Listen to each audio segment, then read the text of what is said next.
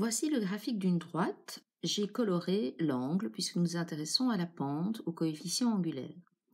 Ce coefficient angulaire, ou cet angle, je pourrais le retrouver encore ailleurs. Nous pourrions par exemple tracer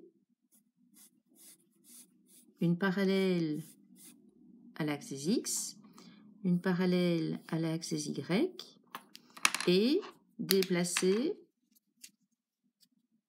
cet angle-ci. Alors, je n'étais pas obligée de faire ça, mais j'ai une idée derrière la tête. Si vous regardez, les deux angles roses sont des angles correspondants, donc ont même amplitude. Si vous observez bien aussi, mon idée était d'avoir un triangle rectangle. Alors, ce triangle rectangle, cette année, nous avons déjà vu dans 2 chapitres, Pythagore, votre favori, mais également un autre qui utilise la calculatrice, la trigonométrie. Alors, que puis-je savoir de ce triangle? Eh bien, je peux déjà savoir les sommets. Je vais les appeler A, B et C. Que puis-je connaître de ces sommets? Les coordonnées. Si je prends une unité par petit carré, la coordonnée de A sera donc 3, 2. Je vais le placer au-dessus, 3, 2. Donc 3, 4, 5, 6. Donc B vaudra 6, 4. Et C vaudra 1, 2, 3, 4, 5, 6, 6, 2. Que puis-je savoir à partir de ça? Je peux connaître les distances du triangle. Je sais que pour aller de A à C, je vais faire 3 carrés, donc la distance vaut 3. Je sais que pour aller de C à B, je vais faire 2 carrés, la distance vaut 2. Que pourrais-je calculer à partir de ça? Si je repense à la trigonométrie, nous connaissons notre mot magique, SOHCAHTOA.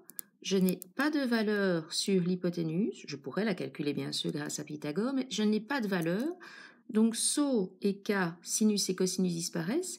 Je pourrais savoir donc que la tangente de l'angle rose, donc la tangente de l'angle A, vaudrait opposé sur adjacent, opposé 2, donc opposé 2, adjacent 3, 2 tiers. Donc, on pourrait établir, sachant que cette droite est une droite linéaire, elle passe par 0, 0, donc une droite linéaire, ça veut dire que son équation vaut y égale à x. Eh bien, je pourrais très simplement maintenant remplacer le coefficient angulaire par 2 tiers. Donc, écrire que cette droite que je vais appeler E pour changer un peu, y égale 2 tiers de x. Maintenant, on pourrait encore aller un tout petit peu plus loin en disant, tiens, au final, mais que vaut vraiment l'angle? Eh bien, on peut ressortir la calculatrice, l'allumer. Nous savons que la tangente de A vaut 2 tiers. La tangente de A vaut 2 tiers. Il nous suffit de faire shift tangente, donc arc-tangente, 2 divisé par 3, fermez la parenthèse par précaution, et voici, donc l'amplitude de l'angle rose, donc l'amplitude de l'angle A, vaudrait dans ce cas-ci 33,69 que nous allons arrondir à 34 degrés.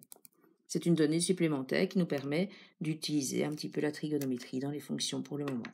Donc, au départ d'un graphique, il suffit de prendre 2 coordonnées de points, de calculer grâce au dessin les distances qu'il y a, et de faire donc la tangente opposée sur adjacent. Mais on pourrait aller un peu plus loin en se demandant, tiens, comment faire si jamais je n'ai pas de graphique, mais que j'ai 2 coordonnées de points, puisque c'est par rapport à cela que nous l'avons fait. Donc imaginons 2 coordonnées de points, la coordonnée de point C qui vaut 3 moins 2 par exemple, on prend au hasard, et B qui vaudrait par exemple 7, 5. Au final, qu'est-ce que nous avons fait? Nous avons essayé de trouver cette distance qu'il y avait entre, à chaque fois, les 2 extrêmes. Mais si on observe un tout petit peu, on peut observer que nous avons obtenu 2. Mais si on regarde 2 en hauteur, en Y, nous avions 2, on passe à 4. Donc en fait, nous avons fait la différence entre les 2 éléments. Si on observe pour X, donc horizontal, nous sommes passés de 3 à 6. Qu'avons-nous fait? De même, 6 moins 3, 4 moins 2. Donc, on a fait la différence des abscisses et des ordonnées. Comment les placer? Ah, pas oublier, nous avons comparé ça à la tangente, donc opposé sur adjacent.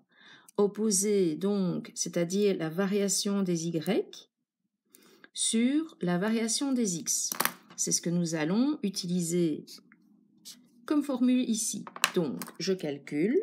Donc, le coefficient angulaire ou la pente sera égal à la variation des y sur la variation des x.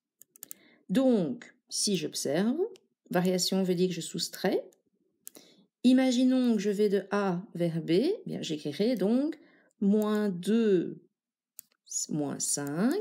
Donc, je reprends les valeurs ici, moins 2, moins 5.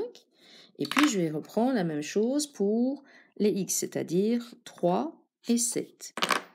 3 et 7. Si vous remarquez, je suis partie de C vers B. Je pourrais peut-être essayer de faire B vers C. Donc 5 moins 2 et 7 moins 3. Il faut vérifier les deux.